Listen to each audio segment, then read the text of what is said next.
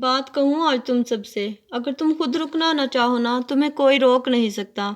हमेशा दूसरे क्रिएटर्स को देखकर सोचती थी कि कभी मैं भी अपनी बात लोगों तक पहुंचा पाऊंगी, लेकिन मेरे इस एक डिसीजन ने मेरी लाइफ को बिल्कुल बदल के रख दिया। आज से 5 महीने पहले, मतलब मई 2025 में, मैंने खुद से सवाल किया कि जब मैं कुछ बड़ा अचीव करना चाहती हूँ, तो फिर मैं जो ये जॉब कर रही हूँ, इससे तो कभी वहां तक पहुंच ही नहीं पाऊंगी और डोमेस्टिक रिस्ट्रिक्शन की वजह से कभी बाहर भी नहीं जा पाऊंगी। ये आंसर मिला, इस मॉडर्न एरा में मैं घर पर रहकर ही बहुत से लोगों से कनेक्ट कर सकती हूँ, एक बहुत बड़ी कम्युनिटी बिल्ड कर सकती हूँ जिसमें दुनिया के हर हिस्से से लोग शामिल होंगे।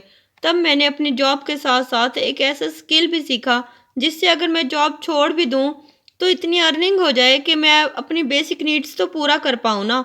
और मेरी इस स्ट्रगल की जर्नी स्टार्ट होती है जून 2025 को। दिन से आज तक मेरा अलार्म 4 AM का सेट है। मैं अपनी जॉब से डायरेक्ट एक सैलून जाने लगी और मोस्ट ऑफन मुझे वहीं रात के 12 से 1 बज जाते। इस सुबह 4 से रात 12 बजे की विदाउट एनी ब्रेक स्ट्रगल ने मुझे 3 महीनों में इतना एग्जॉस्ट और बीमार कर दिया कि मैंने एटलीस्ट 30 अगस्त को अपनी जॉब और सैलून दोनों को छोड़ दिया। इवन 1 वीक जब रेस्ट करने के बाद मेरी हेल्थ थोड़ा बेटर हुई तो मैंने 20 सितंबर तक जितनी मेरे पास सेविंग्स थी ना, उनसे ही घर पर एक छोटा सा सेटअप बनाया ब्यूटी सर्विसेज का, और साथ में व्हाट्सएप ग्रुप बनाया, अपने फ्रेंड्स को ऐड किया और उन्होंने और लोगों को ऐड करवाया। बट इतना बिजी होने के बावजूद भी मेरे माइंड में एक ही बात चल रही थी कि जो मैं एक्चुअल में करना चाहती हूँ वो कब कर पाऊंगी। अब सितंबर का सिर्फ 1 वीक रिमेनिंग था और मुझे बनाना था एक यूट्यूब चैनल और साथ में इंस्टा की आईडी और साथ में वीडियोस के आइडियाज, स्क्रिप्ट और बहुत कुछ था करने के लिए, लेकिन टाइम थोड़ा था। मैं 6 चैनल्स पर वर्क कर चुकी थी बट मुझे किसी में भी ग्रोथ नजर नहीं आई थी। और अब जो मैं डिसीजन लेने वाली थी ना, वो एक ऐसा डिसीजन था जिसे कंप्लीट करना समझो K2 चढ़ने के बराबर था। मैंने फैसला किया था एक 365 डेज चैलेंज लेने का, मतलब मुझे हर रोज कंसिस्टेंटली एक वीडियो अपलोड करना ही है, चाहे व्यूज आए या नहीं। बस मुझे अपनी तरफ से 100% वर्क करना है।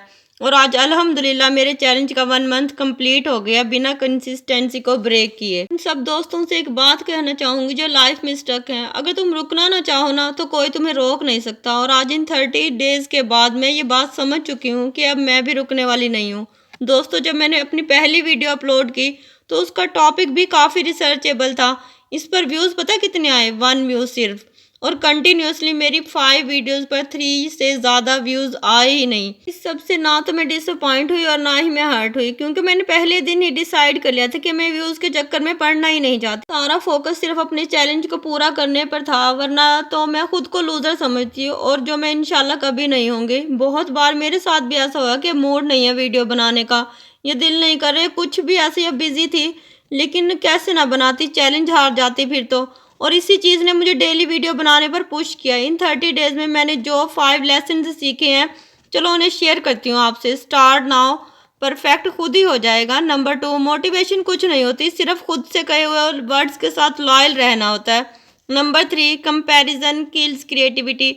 अगर मैं खुद को दूसरों से कंपेयर करती रहती ना तो आज यहाँ पहुँच ही नहीं पाती। Number 4, discipline is freedom. Discipline कोई कैद नहीं, बल्कि आज जो तुम अपने गोल पर कंसिस्टेंटली वर्क कर रहे हो ना, याद रखो यही सक्सेस तुम्हें लाइफ में एक्चुअल फ्रीडम देगी।